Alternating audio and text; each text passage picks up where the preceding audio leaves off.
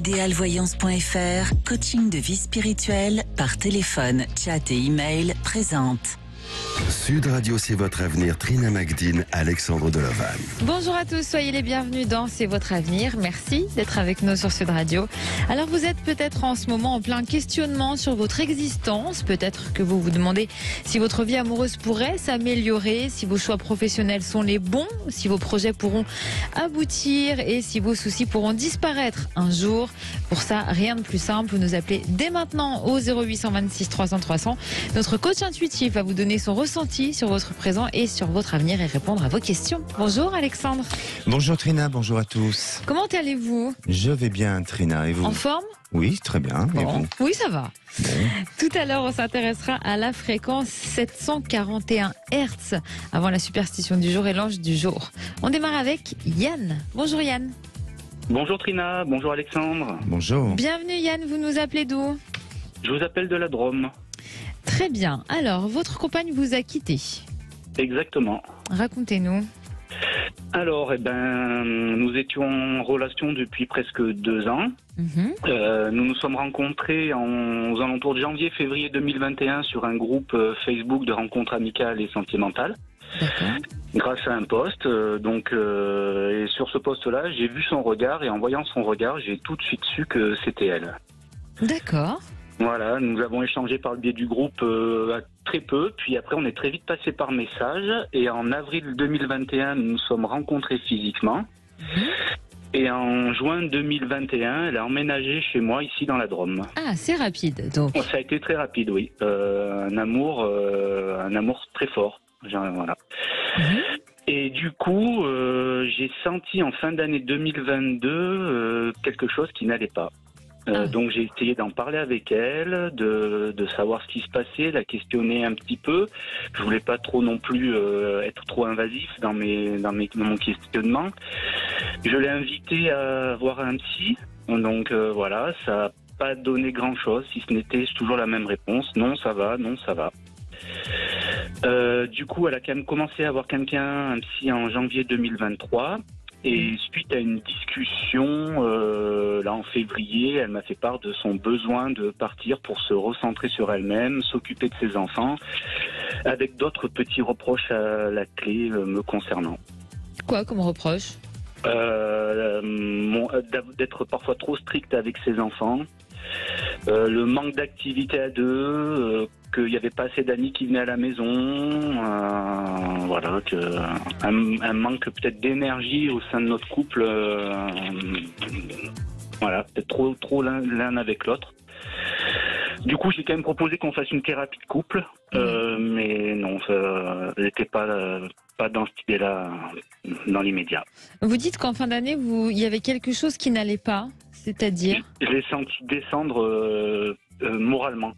J'ai vu que c'était plus la même personne, qu'elle était souvent triste, pas bien dans sa peau, qu'elle se renfermait, un coup, c'est comme si elle était une journée éclairée, pleine de vie, et puis le lendemain éteinte. D'accord. Voilà, Et... donc pardon, excusez-moi. Non, mais je vous en prie. Oui, allez-y. Non, je disais, du coup, je me suis senti un peu responsable, je sais pas, j'ai pensé que ça venait de moi, et voilà. D'accord, donc elle vous disait que tout allait bien. Oui, c'est ça. D'accord. Donc aujourd'hui, elle vous a quitté. On est séparés, elle est encore à la maison, elle est en train de déménager, elle a trouvé un appartement. Voilà, donc c'est d'ici très peu de temps qu'elle va emménager chez elle. D'accord, comment ça se passe entre vous, cette cohabitation? C'est bien, c'est cordial, bienveillant, aucune animosité, ça se passe bien, ouais. Mais vous aimeriez que ça reprenne entre vous? Voilà, c'est la question que je me posais exactement. Voilà, c'est ça. Et quand vous lui en parlez à elle, elle est décidée, catégorique, ou elle vous demande du temps? Non, elle me demande du temps. Là. D'accord.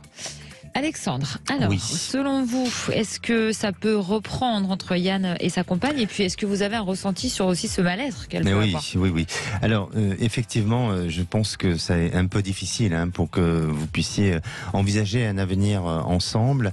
Mais à la fois, j'ai l'impression que chez votre compagne, il y a plusieurs aspects qui semblent ressortir. Alors, le premier, dans un premier temps, je crois que votre relation a peut-être été un peu trop vite. Et elle n'a pas eu ce temps nécessaire pour peut-être elle-même prendre conscience de ce changement, de ce fonctionnement dans lequel vous étiez, et puis aussi de pouvoir arriver à accommoder vos personnalités à tous les deux. Et puis la deuxième chose aussi qui semble apparaître, c'est le lieu de vie. C'est-à-dire que à la fois, et de ce que j'ai cru comprendre, c'est qu'elle a quitté sa région pour venir vers vous. Et je crois que chez elle, c'est ce qui pourrait aussi expliquer ce mal-être. Il y a eu quelque chose qui a été trop fait brutalement, où il y a eu une séparation de ce lieu avec un manque de repères, et qui l'a amené à se retrouver peut-être un peu isolée avec elle-même. Alors c'est comme ça que ça s'est passé, hein? Oui, tout à fait. Elle était à 1000 km en Vendée et elle a tout quitté pour venir ici. Après, elle voulait aussi, elle était déjà dans une démarche de partir de la Vendée pour se rapprocher de ses parents qui sont en Savoie. Effectivement, et je crois que même si c'est dans sa décision, dans sa volonté, c'était de se rapprocher de ses parents, malgré tout, elle ne s'est pas rapprochée de ses parents, elle s'est rapprochée de vous. Et je crois aussi que sur son lieu de vie précédent, elle a été fragilisée, elle a été marquée par peut-être des événements émotionnels, affectifs ou autres. Donc il y avait ce besoin peut-être aussi de faire le deuil de cet endroit. Et puis elle a eu ces problèmes de repères sur ce nouvel endroit. Et pour moi, c'est comme si elle n'avait pas trouvé sa place au sein du lieu dans lequel vous étiez ensemble, même si vous avez peut-être tout fait pour lui donner cette place-là. Est-ce que ça a été le cas? C'est votre ressenti aussi ou pas? Oui, parce que en fait, elle est arrivée ici, puis elle a du mal à rencontrer du monde, à voir du monde. Elle était très vite dans la recherche d'emploi, voilà, tout ce qui est un peu fonctionnel, quoi. Et en effet, elle s'est beaucoup oubliée. Elle faisait beaucoup de yoga, beaucoup d'activités. Elle a tout coupé. Oui. Est-ce qu'elle a exprimé que c'était difficile pour elle d'avoir tout quitté aussi rapidement? Non, ça par contre elle ne me l'a jamais dit, non. Non, elle m'en a pas parlé. Après, je sais qu'elle, ça faisait très peu de temps qu'elle était, à peine un an et demi qu'elle était séparée du père de ses enfants avant de me rejoindre, donc peut-être que c'est là le deuil. Bien sûr. C'était pas fini. Et je crois que ce mal-être dans lequel elle a été et elle est aujourd'hui est peut-être lié à tout ça, où elle a besoin d'évacuer, aussi de prendre du recul avec certaines choses, et tout a été un peu trop vite ensemble. Alors pour moi, j'ai bien le sentiment et l'impression que elle pourrait à un moment donné envisager de revenir vers vous ou de se rapprocher de vous, mais de ce que je perçois et de ce que je ressens, les choses auront changé pour vous et vous serez amené à rencontrer une autre personne et à faire un choix différent que de celui d'avancer avec elle. Et là, le destin semble se modifier et se changer par rapport à ce que vous aviez envisagé auparavant. Mais en tous les cas, restez confiant, et je crois aussi que vous l'avez aidé justement à dépasser. Et parfois il y a des rencontres comme ça qui arrivent dans notre vie et sur notre chemin pour justement nous amener à passer à autre chose, et puis comme si on devait être une main pour justement arriver à se dépasser et à dépasser les difficultés, les problèmes de la personne qu'on rencontre. Justement, si je puis me permettre, ce que vous me dites, Alexandre, me touche profondément, parce que en fait, j'ai l'impression d'être un peu ce genre de personne au niveau de mes relations sentimentales. Je suis le trampoline pour ces personnes-là, pour les faire passer à autre chose dans leur existence. Un peu comme un sauveur, je sais pas comment expliquer. Et je suis un peu las de ce genre de relation, parce que ça me fatigue physiquement et émotionnellement. Je suis quelqu'un de très sensible. Et justement, vous m'avez dit peut-être que ma vie sera différente. Est-ce que vous pensez... je veux pas non plus quand on prend du temps d'antenne, parce qu'il y a d'autres personnes, mais au niveau de mes relations sentimentales, est-ce que ça peut changer un jour? Totalement. Et je pense que vous êtes un idéaliste, et vous avez idéalisé un modèle de couple, et à chaque fois, vous essayez de transporter, je dirais, cet idéal-là ou ces exigences-là au travers des personnes, mais vous peut-être que le choix des personnes ne correspond pas à votre propre projection de vie et à cet idéal. Mais vous verrez que si vous-même vous essayez de prendre du recul et que vous pensez à vous et à ne peut-être, ça ne veut pas dire que vous ne devez pas tout donner, mais à ce que aussi on vous donne, eh bien vous allez rencontrer la bonne personne. Très bien, je vous remercie. Merci à vous, Yann, d'avoir été avec nous. Merci à vous de m'avoir reçu sur l'antenne Sud Radio. Au revoir. Merci Yann. Allez, on va s'intéresser dans un instant à la fréquence 741 Hz et on vous attend au 0826 300 300. Restez avec nous. Alors Trina, je ne vais pas vous demander à quelle fréquence on est, nous, à Sud Radio.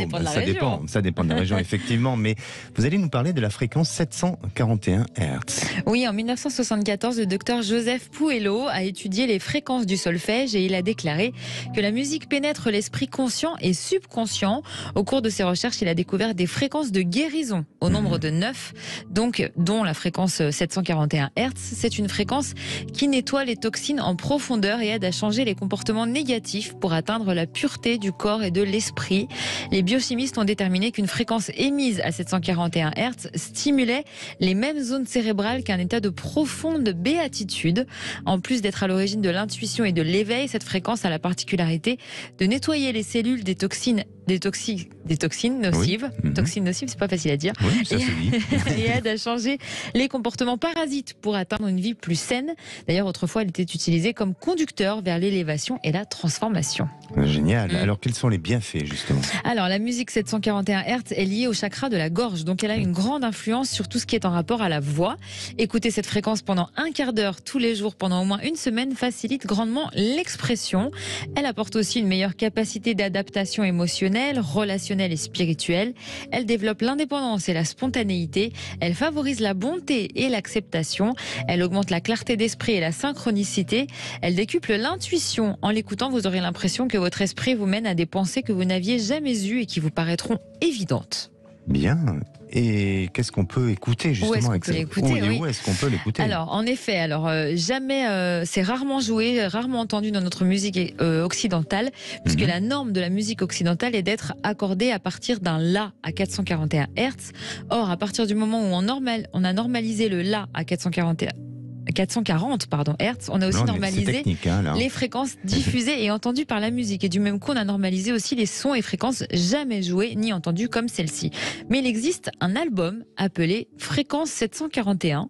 Il a été réalisé pour entendre cette fréquence par des instruments acoustiques dans un univers de permaculture musicale, avec des violons, des accordéons, des voix et des instruments vibratoires qui font du bien à l'âme, paraît-il. Oui, alors souvent, quand on écoute ce genre de musique, ça nous emmène dans des relaxations profondes. Tout à fait. Et je sais pas si ça vous est déjà arrivé, moi ça m'a déjà endormi. Ah oui. Oui. Donc c'est un état tellement méditatif que ça peut aussi, c'est vraiment, ça prouve qu'il y a vraiment un effet de relaxant et tout ça. Et juste, je voulais rajouter, si vous me le permettez, comme moi j'ai travaillé sur la couleur et cette fréquence 741 Hz est associée à la couleur bleue. Qui correspond à notre chakra de la gorge, justement. Exactement. Intéressant. Audrey nous a rejoint. Bonjour Audrey. Bonjour Prima, bonjour Alexandre. Merci de me recevoir. Merci pour les informations de la fréquence 741 Hz. C'est gentil. Vous nous appelez d'où Audrey? De Lourdes, pas très loin, à côté. De Lourdes. Alors, vous avez fait une rencontre bouleversante avec une femme. Oui, c'est ça. En 2014. En 2014, j'ai fait donc cette rencontre sentimentale au féminin. Donc c'est une relation qui a duré 6 mois. Il y a eu une rupture quand même assez brutale pour ma part. Du coup, on va dire que sur ces 9 dernières années, on s'est revus de manière très fortuite en 2018. Et puis, une synchronicité s'est représentée à nouveau il y a tout juste 15 jours. Je me suis un peu sentie poussée par l'univers, donc j'ai pris ma voiture et je me suis rendue à une soirée danse. Et le heureux hasard, entre guillemets, a fait que elle était aussi présente à cette soirée et donc ça m'a de nouveau déstabilisée. Donc voilà, aujourd'hui la question c'est, au-delà du fait qu'il y ait peut-être encore des miracles à Lourdes, est-ce que je dois continuer à écouter cette petite voix qui veut me faire espérer et me laisser croire qu'une nouvelle relation peut naître de nouveau avec cette personne? D'accord. Pourquoi vous avez quitté exactement? Je pense que j'étais peut-être pas prête à vivre cette relation avec toutes les peurs inconscientes, toutes les blessures qui n'avaient pas été réglées. Donc finalement, j'étais pas réellement moi-même. Donc ça a dû gâcher la relation. Et puis bon, j'ai attiré à moi-même ce à quoi je pensais. Hein. Donc un peu la loi de l'attraction. Hein. Donc toutes les peurs finalement ont fait que la relation s'est arrêtée comme ça, quoi. Hein. Mais quand vous dites que vous n'étiez pas prête pour cette relation, avec elle spécifiquement, ou le fait que ce soit une relation homosexuelle? Non, parce que j'ai déjà eu des relations avant celle-ci. D'accord. C'était pas forcément problématique. Non, je pense au niveau de l'éveil, j'avais pas réglé certaines choses et c'est venu un petit peu brouiller la relation, quoi. Et quand vous parlez de peur et de blessures, c'est des blessures de relations passées? Non, on va dire au niveau des blessures, comme tout le monde, hein, on a nos casseroles, donc on a besoin de travailler pour mieux avancer et voilà, à s'accepter soi-même, le travail de l'amour inconditionnel, blablabla. Donc on voit que vous êtes calé sur le sujet, en tout cas. Pas vraiment, non. Mais... donc vous lui avez dit, quand vous l'avez recroisé là, vous donc lui quand avez parlé sur cette soirée, du coup j'ai pas pu dormir de la nuit, donc là c'est pareil, on m'a un petit peu poussé à envoyer un mail. Donc ce mail je l'ai envoyé en 3 minutes d'ailleurs, ça s'est fait. Et comme par hasard j'avais encore son adresse mail, donc je n'ai pas eu de réponse puisque quelque part c'était pas non plus mon but. J'avais surtout envie de lui dire pardon et merci. Donc voilà, chose faite, mais c'est vrai que ça me turlupine un petit peu. Voilà, est-ce que finalement il y a une possibilité que cette relation puisse naître à nouveau ou non? Je suis complètement à côté de la plaque. Alexandre. Très intéressant, très intéressant. Oui, et oui, effectivement. Est-ce que je peux vous demander quel métier vous faites exactement? Est-ce que je suis dans l'énergétique depuis peu, en fait, je me suis reconvertie. D'accord. Ça se comprend. Oui, ça se comprend. Et je pense que, comme vous l'avez dit, Trina, je pense que vous êtes un petit peu calé sur le sujet, dans le sens où il y a cette réflexion de soi, il y a cette envie peut-être de se réconcilier avec soi-même. Oui, et vraiment, la démarche que vous avez eue vis-à-vis de votre ex-compagne n'est peut-être pas pour reprendre une relation, mais dans l'inconscient, c'est tout simplement pour pouvoir vous passer à autre chose et de finaliser quelque chose sur lequel il y avait peut-être un sentiment de culpabilité auparavant. Parce que pour moi, je reviens sur cette notion de rupture. Et cette rupture a été mal vécue. Elle a été faite, j'ai l'impression, et elle a été faite un peu trop brusquement, où il y a eu cette impression on vous a pas laissé le temps de pouvoir manœuvrer votre histoire. Comme si, autour de vous, il y avait eu des influences extérieures qui, à un moment donné, ont joué sur un peu le destin de votre relation. Est-ce que vous avez eu ce sentiment-là ? Pas vraiment, mais en tout cas, oui, la rupture a été très brutale. Elle a été brutale. Pour ma part, oui, c'est sûr. Et je crois, alors après, de ce que je peux ressentir, c'est que il y aurait pu avoir, si vous voulez, plus de continuité dans la relation. Alors après, l'avenir de cette histoire se serait peut-être finalisé de la même manière qu'aujourd'hui. Mais il y a eu des facteurs extérieurs qui, pour moi, de son côté à elle, qui pour moi ont influencé et qui ont fragilisé votre relation. Et aujourd'hui, le fait d'avoir peut-être essayé de faire une approche vers elle vous a permis en tous les cas de vous réconcilier et de réconcilier quelque chose qui est sûrement dans l'inconscient, et ça va vous permettre d'avancer et ça va vous permettre de continuer. Mais je ne suis pas certain que votre ex-compagne l'ait perçu de cette manière-là. Et c'est ce qui fait toute cette différence. C'est pour ça que j'ai l'impression que ça ne veut pas dire pour autant que vous n'êtes pas sur la même fréquence et vous n'êtes pas sur le 741 Hz, c'est pas ça du tout.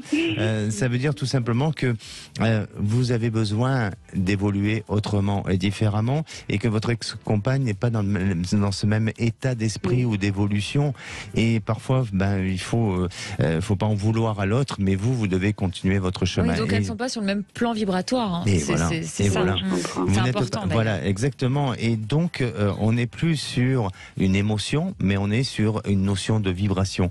Et ça a été le cas, enfin, c'est peut-être le cas avec votre compagne. Donc, c'est pas grave si elle revient pas vers vous, c'est pas grave si elle donne pas de retour ou de réponse à votre demande. Mais vous avez fait votre travail, vous avez réparé quelque chose, vous êtes guéri de quelque chose, et vous verrez que vous allez faire une nouvelle rencontre, qu'il y a quelque chose de bon et de positif courant de cet été 2023.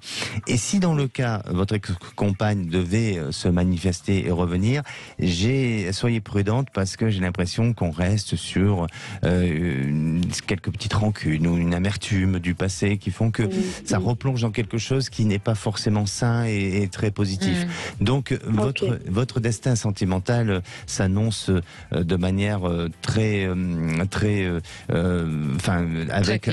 claire, avec un nouvel horizon, avec quelque chose de neuf, de nouveau et d'heureux aussi, parce que je vous sens avoir une relation qui va vous apporter une stabilité et d'une personne qui vient d'ailleurs. Alors quand je dis d'ailleurs, ça veut dire une personne qui peut-être a une autre origine ou qui arrive de notre lieu géographique, et là ça vous permettra de créer une véritable stabilité et de vous sentir aimé aussi. Et on vous le souhaite, Super. Audrey. Merci beaucoup. Merci Un grand à merci vous. à vous deux, à l'équipe. Donnez-nous des nouvelles, Audrey. Oui, avec plaisir. Merci bientôt. beaucoup, à bientôt. Au revoir. Allez, on vous attend vous aussi sur Sud Radio 0826 300 300 si vous voulez nous poser vos questions. Comme Sabine, elle a connu son compagnon sur un site de rencontre il y a 2 ans. Il l'a demandé en mariage de manière totalement inattendue. Elle a dit oui. Le mariage est prévu dans 6 mois, mais aujourd'hui, Sabine ne sait plus où elle en est et elle hésite à tout annuler. On en parle dans un instant.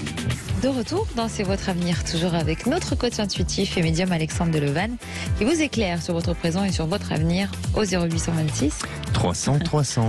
On va accueillir Sabine dans un instant, mais d'abord, c'est la superstition du jour. Oui. Quelle est-elle? Est-ce que vous avez peur des clous? Des clous? Oui, des clous. Ah non, pas spécialement. Pas des clowns, hein, mais des non, clous. des clowns, par contre, quand j'étais petite, j'avais Oui, vous en très avez très eu peur. effectivement. Alors, vous savez qu'il y a une superstition autour du clou, et d'ailleurs un grand bijoutier célèbre et connu qui a déjà fait un bijou en forme de clou. Ça commence par C, ça finit par par un T. R. Oui. Oui. Alors, ça coûte trop cher. ouais. Bon, ça dépend pour qui. Oui, Ouais, quand même. Mais vous Pour pouvez un vous le faire. C'est un bijou, et puis vous pouvez vous le faire offrir peut-être. Ça vous coûtera pas grand-chose. Ah bah, vous êtes gentil de vous proposer, dites donc. Bon, allez, on passe à la superstition du jour. Alors, vous savez que le clou est un porte-bonheur traditionnel et qui a un pouvoir de chance. Et alors, il est encore plus favorable si jamais vous trouvez un clou qui n'est pas rouillé. Donc, ça veut dire que la chance sera encore plus forte. Dans les superstitions, porter un clou autour du cou porterait bonheur, et donc c'est pour ça qu'on en parlait. Et dans certaines aussi croyances, on plante plusieurs clous en forme de croix sur le bâti de la porte de la cuisine, pour justement protéger la maison ou l'habitat et que ça porte chance. Toutefois, planter un clou sur une photographie ou sur une effigie, eh bien, c'est une pratique récurrente lors d'une cérémonie de magie noire. Ah ouais, donc ça va pas bien. Donc si un jour vous avez, voilà, exactement, si un jour vous rentrez chez vous et que vous voyez une photo où il y a plein de clous posés sur vous, je vous appelle. Je vous appelle d'urgence. Mais c'est pas moi qui aura fait cette cérémonie là. Hein, non, mais vous pourrez pas. faire ce qu'il faut pour ne pas que ça soit trop dévastateur. Bon, voilà. Mais vous aimez cette symbolique du clou quand même? Est-ce que vous verrez vous un clou autour du cou? Si c'est celui de la marque que vous allez m'offrir, oui, moi je suis d'accord. Oui, bon. Hein. Allez, on retrouve Sabine. Bonjour Sabine. Ça va, vous êtes à l'aise là? Vous vous lâchez. Bonjour Alexandre. Bonjour. Bienvenue Sabine, vous nous appelez d'où? d'Albi. D'accord. Alors, votre compagnon vous a demandé en mariage? Oui, tout à fait. Et c'était une demande inattendue, mais qui venait du cœur. Du coup, j'ai dit oui, tout à fait spontanément. Et au fur et à mesure des mois, alors je ne sais pas si c'est le stress des préparatifs du mariage, mais je le trouve pas très impliqué. Je le sens pas investi en fait dans les préparatifs. chaque fois que j'essaye de lui parler de sujets concernant le mariage, je le sens un peu fuyant, ou j'ai pas l'impression que c'est le bon moment. Du coup, j'ai quelques petites angoisses, quelques petites inquiétudes, d'autant plus qu'il participe pas aux frais du mariage pour l'instant. D'accord. Et je dis pas qu'il ne m'aime plus parce que je crois qu'il m'aime énormément. Je dis pas qu'il a changé d'avis, mais je sais pas. Je peux pas me marier pour de mauvaises raisons en fait. D'accord. Comment il a fait sa demande exactement ? Il a fait sa demande au bout d'1 an et demi, parce qu'il était certain de ses sentiments pour moi par rapport à d'autres amis qu'il avait et qui avaient aussi rencontré d'autres personnes par le biais de sites. Il était certain des sentiments qu'il avait pour moi. On a, je pense, fait le tour de ce qu'on n'aimait pas, de ce qu'on avait envie, et on était sur la même longueur d'onde. Du coup, au bout d'1 an et demi, il a fait, avec beaucoup de certitude et de conviction, il a fait sa demande et j'ai accepté. Vu que je n'avais jamais été mariée, pour moi c'était inattendu, donc j'ai dit oui. Mais dans quel contexte il l'a fait ? Comment il l'a fait ? Alors il l'a fait à la fin d'un repas chez des amis, justement où il avait eu une conversation avec cet ami-là, où il n'était pas très sûr de ses sentiments pour la personne qu'il venait de rencontrer.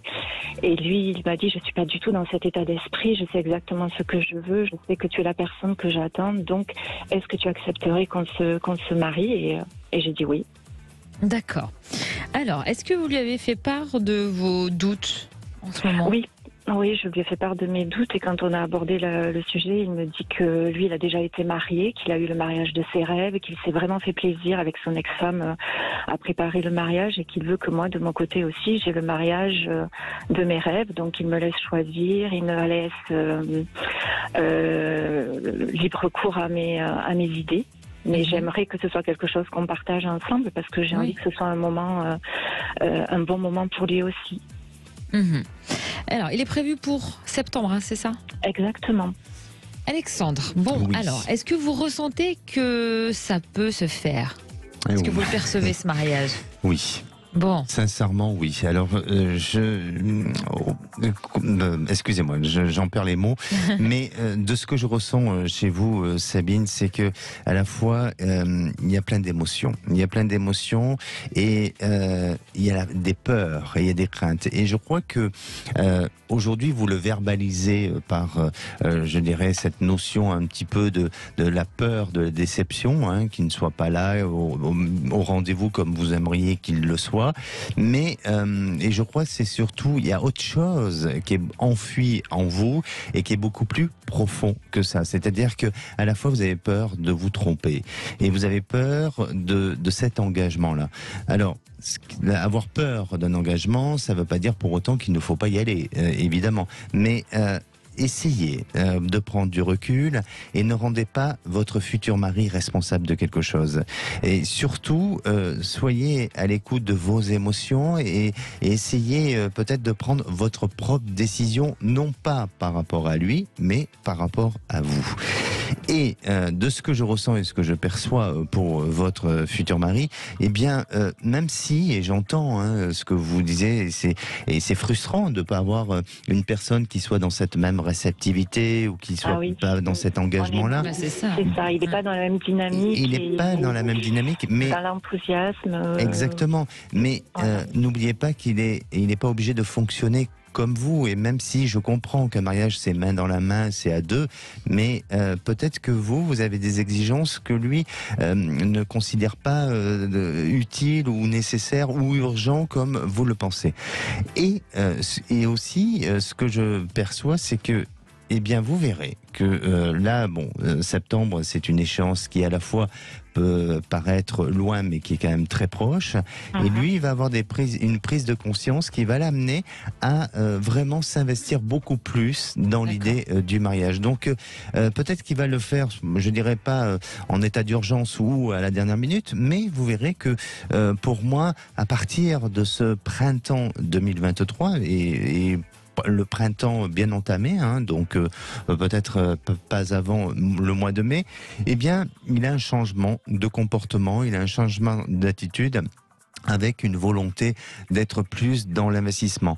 Alors maintenant, c'est à vous de décider, parce que vous avez encore quelques mois pour changer d'avis. Oui, voilà. Mais ce qui est important, et vraiment et là où j'insiste, Sabine, est-ce que cette histoire et son comportement vous ramène pas à une peur de l'engagement et aussi de se dire est-ce que je me trompe ou pas. Donc réfléchissez bien et soyez, je dirais, en dialogue avec vous-même pour aller vers une véritable réponse.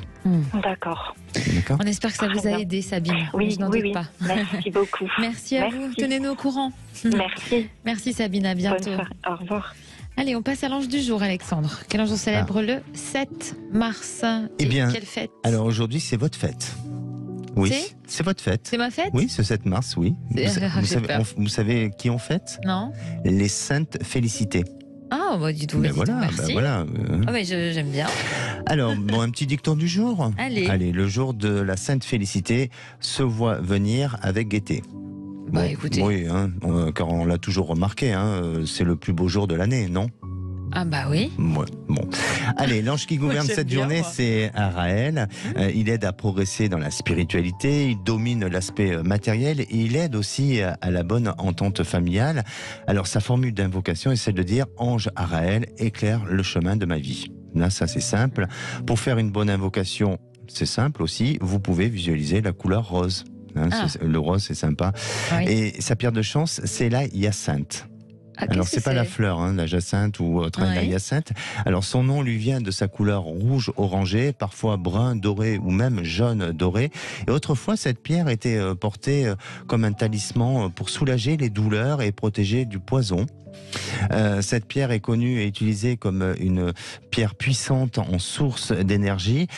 C'est une pierre qui est déconseillée souvent aux personnes qui sont un peu colériques ou stressées ou hyper tendues, vous voyez, un peu comme moi. Elle transmet l'enthousiasme et elle transmet l'enthousiasme pas à l'antenne en tout cas. Oui, c'est ça. et la force pour lutter contre les difficultés quotidiennes. Cette pierre hyacinthe est alliée aussi des sportifs car elle permet une bonne régulation de la fréquence cardiaque durant une séance de sport ou quelques efforts physiques. Ça, vous avez besoin alors. Oui, ou d'autres efforts physiques.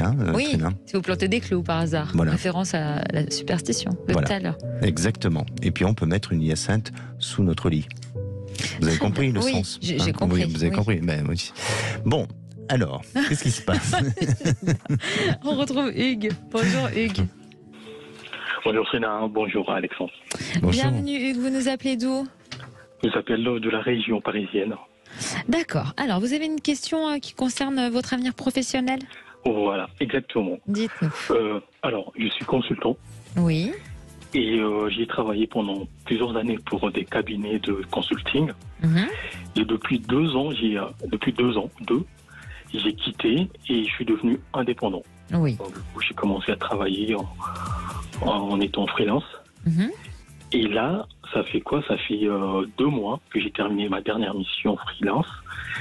Et je n'arrive pas à avoir des missions intéressantes en freelance. Mais par contre, j'arrive à en avoir beaucoup. On me propose un poste en CDI. Sauf que je ne peux pas accepter les postes en CDI parce que ça va impliquer de fermer mon entreprise. D'accord. Et je ne suis pas du tout prêt à le faire. Et je suis un peu perdu. Du coup, j'ai des offres en CDI, mais j'en ai pas en freelance. Bon, j'en ai en freelance, mais c'est pas du tout intéressant en fait. Financièrement, ce n'est pas du tout intéressant et voilà. D'accord. Qu'est-ce que c'est exactement comme activité que vous faites? Alors, chef de projet sur des projets data. D'accord. Alors, Alexandre, est-ce que selon vous, il peut y avoir des choses qui vont bouger pour Hugues? J'ai l'impression, j'ai vraiment ce sentiment que ça peut bouger et notamment pour moi depuis 4 ans il y a une période un petit peu stérile pour vous, il y a des choses qui bloquent depuis cette période-là. Est-ce que ça pourrait correspondre à cette période pour vous? Oui. Oui. Vous allez penser à votre devenir professionnel et vous allez me donner une couleur s'il vous plaît. La première qui vous vient, oui, effectivement.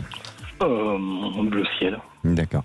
Alors, on dit que par rapport à votre activité, il y a un besoin d'élargir votre plan de communication, peut-être besoin de prendre de nouveaux contacts, de retravailler des réseaux pour justement vous réapparaître ou vous faire entendre sur peut-être de nouvelles possibilités, de renouveau aussi, parce que j'ai l'impression et le sentiment que là, vous me parlez d'une problématique de statut. C'est-à-dire que aujourd'hui, par rapport à ce qu'on vous propose, ça ne correspond pas à votre entreprise. Mais je crois que si ce questionnement-là au niveau de votre statut se pose, pour moi, c'est plus lié à une manière ou à une approche que vous pouvez avoir face à votre activité. Ce qui veut dire que j'ai l'impression que c'est comme si vous devez peut-être, vous nourrir de nouvelles idées ou vous enrichir de peut-être de nouvelles connaissances et peut-être vous faire aussi accompagner, peut-être par un coach ou autre dans ce domaine-là, pour justement vous vendre autrement, différemment et attirer ce genre d'entreprise qui ne va pas pouvoir mettre en péril votre situation professionnelle et faire perdurer votre entreprise. J'ai l'impression que ce n'est pas lié à vos compétences, mais c'est plus dans l'idée de vous vendre, dans l'idée d'argumenter, dans l'idée de prospecter, où là, les choses doivent changer et se modifier dans ce sens-là. Ça vous parle ? Faut de la réflexion. Oui. Non, pas beaucoup, parce qu'en fait, il y a plusieurs offres. Maintenant, par exemple, moi, ma difficulté aujourd'hui, c'est juste de choisir soit le CDI, soit le freelance. En CDI, les offres sont intéressantes. En fait, je peux aller travailler directement, ça, il n'y a pas de souci. Sauf que si je me lance en CDI, c'est pas compatible en fait d'avoir l'entreprise et y travailler comme salarié. En fait, on a des clauses de non-concurrence. Mais par contre, en freelance, j'ai des offres qui sont là, mais qui ne sont pas du tout intéressantes au niveau du contenu de la mission et au niveau de la tarification. Voilà. C'est ce que Alexandre est en train de vous dire. Oui, désolé, mais je ne veux pas vous contrarier, mais c'est ce que je suis en train de vous dire. Et c'est peut-être qu'il faut vous faire aider pour attirer d'autres offres plus intéressantes à mettre en place, parce que le contenu qu'on vous propose n'est pas, comme vous dites, intéressant, peut-être parce que vous devez peut-être réajuster, voilà, améliorer, où il y a des choses, mais moi je n'ai pas suffisamment de connaissances dans votre spécialité pour vous dire ce que vous avez à faire. Mais prenez l'information de ce que je vous dis et laissez reposer tout ça et réfléchissez à tête reposée peut-être. Merci. Merci Hugues d'avoir été avec nous sur Sud Radio. Allez, venez nous rejoindre vous aussi au 0826 300 300 si vous voulez avoir le ressenti d'Alexandre. À tout de suite. Sud Radio, c'est votre avenir. Trina Magdine, Alexandre Delovan. Et de retour, c'est déjà la dernière partie de C'est votre avenir. Ça passe tellement vite. Et oui, c'est ce que vous alliez dire. Ah ben oui, voilà. Voilà. Merci.